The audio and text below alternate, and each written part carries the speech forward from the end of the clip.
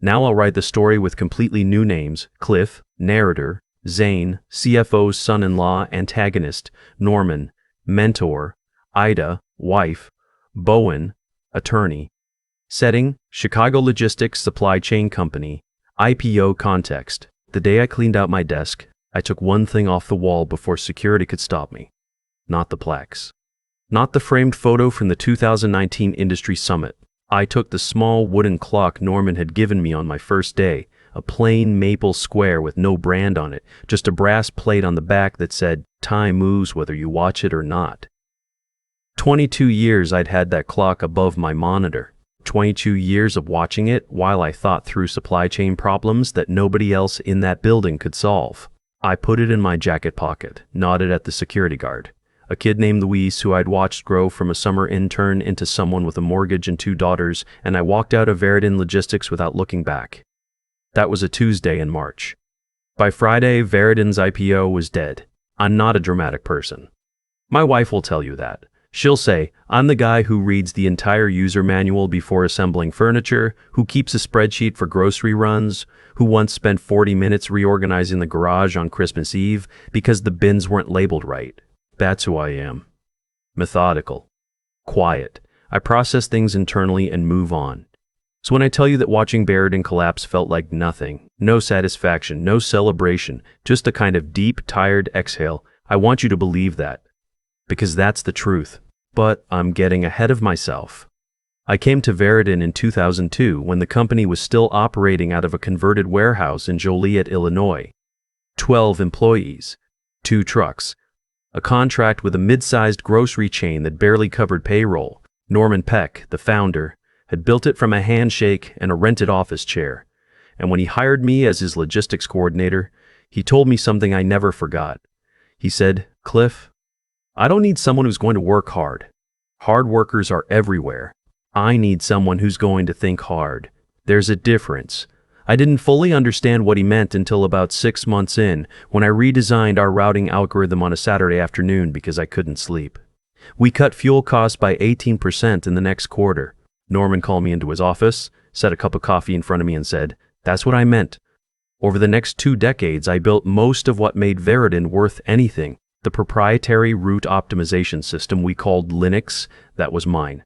Written over 3 years of nights and weekends and Saturday afternoons when my wife would bring sandwiches to my home office and sit quietly on the couch reading while I coded. The predictive load balancing protocol that cut client delivery failures from 4.2% to under 0.8%, mine.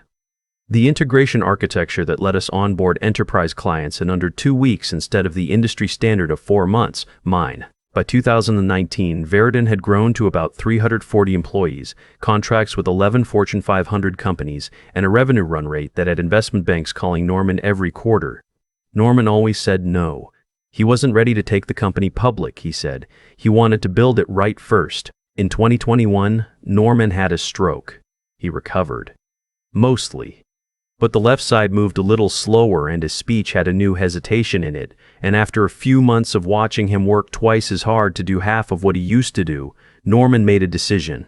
He brought in outside management to handle day-to-day operations and stepped back to a chairman emeritus role. That was when things started to change. The new CEO was a man named Gareth Pallas, brought in from a private equity background, sharp dresser, excellent in a room. I didn't dislike Gareth. He was competent, and he understood the business better than most external hires would have. What I didn't know, in those first months, was what he brought with him. His son-in-law was named Zane. Zane Pallas, 29 years old when he joined as VP of Corporate Development, MBA from a school I'd never heard of. No operational background whatsoever. He had his father-in-law's comfort with a boardroom and his own particular talent for saying things that sounded smart just long enough that you didn't notice they were hollow. I tried to give him a fair chance. I did. I walked him through Linux, explained the architecture, showed him what took 3 years to build. He nodded, took notes on an iPad, asked questions that were just informed enough to suggest he'd done a Wikipedia read the night before. 6 months in, he restructured my reporting line so I reported to him instead of directly to Gareth. I told my wife that night it didn't matter. She looked at me with the expression she gets, the one that means you know it matters. And you know I know it matters, and went back to her book. Here's what you need to understand about Veridon in late 2023. The company was on a glide path to an IPO that analysts were valuing at somewhere between $580 and $640 million. The investment bank had been retained. The S1 was being drafted. There was a timeline. My compensation package, negotiated 2 years prior during a retention conversation with Norman himself, included a vesting event tied to IPO filing. If Veridon filed its S1 while I was an active employee, I would receive $230,000 in vested equity plus a cash component. It was in my contract. Signed by Norman. Countersigned by Veridon's legal team. I also had something else in my contract. Something I'd negotiated quietly, on Norman's suggestion, back in 2019. Before the stroke, before Gareth, before any of this. Norman had pulled me into his office one afternoon and said, "Cliff, I want to make sure you're protected, no matter what happens to this company." He'd had his personal attorney draft what he called a licensing reversion clause. The language was technical, but the meaning was simple. If I was terminated without cause while employed at a company that used Linux or any of its derivative systems as a core operational component, all licensing rights to Linux reverted exclusively to me. It had been sitting in my employment contract for 4 years. I'd read it so many times I'd memorized it. I never told anyone else it was there. Norman knew. His personal attorney knew. My attorney knew. That was it. The call came on a Monday morning in early March, 11 days before Veridon's scheduled S1 filing date. Zing's assistant asked me to come to the 6th floor at 9 o'clock. I brought my coffee. Zane was already seated when I arrived, along with someone from HR I recognized but had never spoken to directly. Zane didn't make eye contact right away. He shuffled some papers. Then he looked up and said that after a strategic review, the company had decided to restructure the technology leadership function. My role was being eliminated effective immediately. I sat with that for a moment. I asked if there was a performance concern. He said no, it was purely structural. I asked if there was documentation. HR slid a folder across the table, severance terms, NDA, the standard package. The severance was 4 weeks. For 22 years. I looked at the folder. I looked at Zane. He had the expression of someone who had already moved on in his head to his 11 o'clock meeting. I said, "I'll have my attorney review this." I stood up. I took my coffee. I walked back to my desk, called my attorney from the stairwell, then went back and started packing. That's when I took the clock. My attorney's name is a detail I'll keep private. She's been my attorney for 9 years, and she is extraordinarily good at her job. When I called her from the stairwell, I said 4 words. "They pulled the trigger." She said, "Give me an hour." That evening, my wife and I sat at the kitchen table with 2 cups of tea, and I explained what was going to happen. She's not a lawyer, and she's not a business person. She's a high school art teacher, and she has more common sense than anyone I've ever met. She listened, asked 2 questions, and then said, "Norman always did look out for you." She was right. Here's what I hadn't told Zane, or Gareth, or anyone at Veridon. Linux was not just a software tool. By 2023, Linux's architecture was embedded at the core of every major operational process Veridon ran. The route optimization, the load prediction, the client onboarding system, the real-time tracking API that their 11 Fortune 500 clients were contractually depending on. All of it ran on Linux infrastructure. They had built an entire company on top of a system that, as of the moment they terminated me without cause, they no longer had the right to operate. My attorney sent the formal notice the morning after my termination. Registered mail to Gareth's office. Email to Veridon's legal team. Carbon copy to the investment bank managing the IPO. The notice was 3 pages. The core of it was 1 sentence, effective upon the wrongful termination of Clifford Beaumont on March 11th. All licensing rights to the Linux Logistics Optimization System and its derivative components revert exclusively to Clifford Beaumont per Section 14C of his employment agreement dated April 3, 2019. The investment bank received it at 8:47 in the morning. By 10 o'clock, I had 3 missed calls from Gareth Paulus. I didn't answer. I was at the kitchen table eating scrambled eggs. My wife had made coffee and was grading papers at the counter. The dog was asleep on the floor by the back door. The March light was coming through the window at that particular angle it does in the morning, low and pale gold, and I remember thinking this is a very peaceful Tuesday. My phone buzzed again. Gareth. I said it face down. At 11:15, my attorney called. She said Veridon's legal team had reached out and wanted to schedule an emergency call. She asked how I wanted to proceed. I said, "Tell them I'm available Thursday."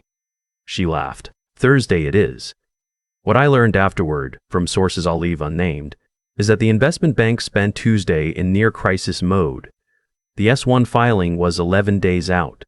They've been working toward this moment for 18 months, and now the core technology that made Veridon's operational infrastructure valuable, the thing that justified the 600 million valuation, had a licensing cloud over it that their attorneys couldn't resolve in 11 days. They issued an internal hold on the IPO process that afternoon. On Wednesday, Gareth called my attorney directly. He wanted to discuss a mutually beneficial resolution.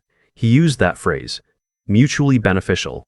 After 4 weeks of severance for 22 years, my attorney told them I was available Thursday. The call on Thursday lasted 2 hours and 40 minutes. Gareth was on the line. Zane was not, which told me something. Veridon had brought in outside counsel, 2 people from a Chicago firm I recognized. My attorney was in her office. I was at my kitchen table with a legal pad and the maple clock Norman had given me, which I'd set in front of me just because I wanted it there. Gareth opened by saying he hoped we could resolve this as professionals.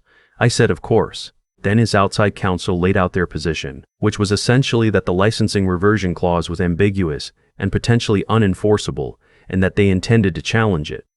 My attorney had anticipated this. She walked them through the contract language, the negotiation history, the documented consideration. Norman's personal attorney was prepared to provide a declaration if needed. She was calm, precise, and thorough in a way that I found genuinely beautiful to witness. The outside counsel pushed back for about 40 minutes. Then they asked for a recess. When we reconvened, Gareth's tone had shifted. He said Veridon wanted to explore a licensing arrangement. He asked what that would look like. I had prepared a number. My attorney and I had discussed it at length over 2 evenings. We didn't want to be punitive. That wasn't the point.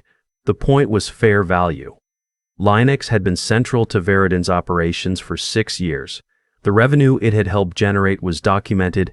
The cost to replace it, even if they could, which their engineers had apparently told them they couldn't in any reasonable time frame, was significant. My attorney named the number, $3.2 million for a perpetual licensing agreement, plus reinstatement of my original vesting package upon IPO filing, plus a formal written acknowledgement that my termination had been without cause. There was a long silence. Gareth said he needed to take that back to his board. I want to stop here for a moment because I know what some people are probably thinking. That I was being vindictive, that I was holding a company hostage, that 300 some odd employees didn't deserve to have their IPO threatened because of what one man did to me. I thought about those employees. I did. I knew a lot of them. I'd hired some of them. I'd eaten lunch with people in that building for 2 decades. But here's what I kept coming back to. I hadn't created this situation. I had gone to work for 22 years, built something genuinely valuable, negotiated a contract in good faith, and then been terminated 11 days before a life-changing financial event. Without cause, without warning, without the dignity of even a real conversation. Zane had looked through me like I was a line item being cleared off a spreadsheet. The clause existed because Norman understood that people in positions of power sometimes make decisions that are expedient rather than right. He built the protection into my contract because he knew that after he was gone, I might need it. I was using it exactly as intended. The board responded on Friday evening. They accepted the terms, $3.2 million, structured as a licensing payment over 18 months with the first installment due within 30 days. Vesting package reinstated, with a modified timeline tied to IPO filing. Written acknowledgement of wrongful termination, which would become relevant if I ever needed it. The IPO filed, on a delayed schedule, 3 weeks after the original date. It went well. Veridon hit the higher end of the valuation range. I was no longer an employee when it happened. I watched the ticker from my kitchen. My wife made pasta.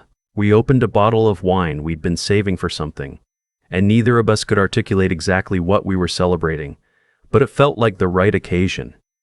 Maybe we were celebrating the end of something. The permission to close a chapter that had been open for 22 years. The first installment came through on a Thursday morning, transferred into an account I'd set up specifically for this purpose. I was sitting at the kitchen table, I seemed to do a lot of important things at that table. When my phone showed the notification, I set it down, picked up my coffee, looked at the maple clock I'd brought home from my desk. Time moves whether you watch it or not. Norman had given it to me on my first day because he wanted me to understand that the work I did either accumulated into something or it didn't, but either way the clock kept moving. I'd spent 22 years trying to make sure it accumulated into something. It had. About 6 weeks after the settlement, I got a text from a number I didn't recognize. It took me a moment to realize it was from Zane. It said, "I hope there are no hard feelings." It was a business decision. I read it twice. I thought about responding. I thought about what I might say. Something measured, something that conveyed the particular quality of contempt I felt for that sentence. A business decision. As though 22 years was a line in a quarterly review. I put my phone back in my pocket. I didn't respond. I haven't responded. I don't intend to. Some things don't require a reply. I visited Norman about a month after everything settled. He's in a good facility in Naperville. Nice staff. A garden that he can walk in when the weather permits. His speech has gotten a little better actually, slow but clear. I brought him a coffee from the place he used to like and we sat in the garden and I told him what had happened. All of it. The termination, the clause, the IPO hold, the settlement. He listened without interrupting, which is something he'd always been good at. When I finished, he was quiet for a moment. Then he said, slowly and deliberately, the way he speaks now, "I always thought Zane was an idiot." I laughed for about 30 seconds straight. Norman smiled. He asked what I was going to do next. I told him I wasn't sure yet. Maybe consulting, maybe something smaller, something I could build again from the beginning, the way we'd built Veridon. He nodded like that made sense. Before I left, he put his hand on my arm and said, "You earned it, Cliff. Every bit of it."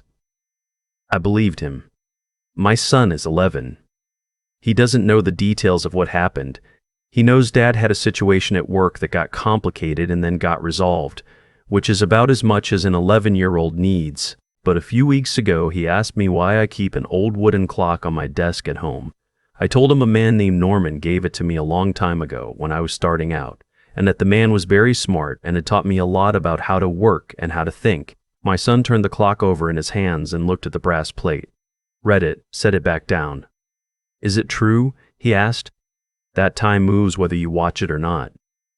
I thought about 22 years of early mornings and late nights, about Linux taking shape line by line over 3 years, about a contract clause sitting in an escrow of trust for 4 years, waiting for a moment I'd hoped would never come. "Yes," I said, "but it helps to pay attention." He seemed satisfied with that. He went back to whatever he was doing. I put the clock back on my desk, right where it belongs, and went to make dinner. I've thought a lot about what actually happened. Not the legal mechanics, not the dollar amounts, but the underlying logic of the whole thing. Why it unfolded the way it did. And I keep arriving at the same place. Zane didn't fire me because I was a bad employee. He fired me because I was inconvenient. Because a line on a spreadsheet said that eliminating my compensation event would save the company money before an IPO, and nobody in that room had thought carefully enough or cared enough to ask what else that line was connected to. That's not malice in the classic sense. It's something I think is actually more common and more dangerous. It's the arrogance of someone who has never had to reckon with consequences.